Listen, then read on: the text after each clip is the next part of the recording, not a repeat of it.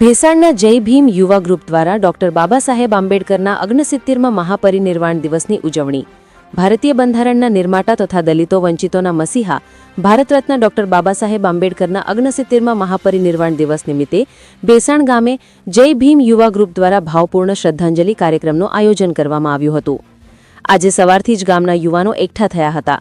ગ્રુપના સભ્યોએ ડોક્ટર બાબા સાહેબ આંબેડકરની પ્રતિમાને પુષ્પાંજલિ અર્પણ કરી દીપ પ્રાગટ્ય કર્યા તેમજ હારતોરણ ચઢાવીને શ્રદ્ધાસુમન પાઠવ્યા હતા. કાર્યક્રમમાં ઉપસ્થિત યુવાનોએ બાબા સાહેબના જીવન, સંઘર્ષ અને વિચારધારાને યાદ કરી તેમના દર્શાવેલા સમાનતા, ન્યાય અને શિક્ષણના માર્ગે ચાલવાનો દ્રઢ સંકલ્પ લીધો હતો. આ પ્રસંગે યુવા ગ્રુપના આગેવાનોએ જણાવ્યું હતું કે બાબા સાહેબના વિચારો આજે પણ દરેક યુવાન માટે પ્રેરણારૂપ છે. અમે તેમના સિદ્ધાંતોને જીવંત રાખવા સતત પ્રયત્નશીલ રહીશું.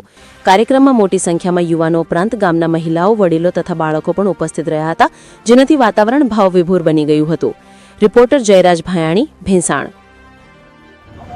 આજે ભેસાણ ખાતે 69માં મહાપરિનિર્વાણ દિન નિમિત્તે ડૉક્ટર બાબા સાહેબ આંબેડકરને અમે આજે સવારમાં શ્રદ્ધાંજલિ અર્પણ કરી છે અમારા જય ભીમ યુવા ગ્રુપ દ્વારા.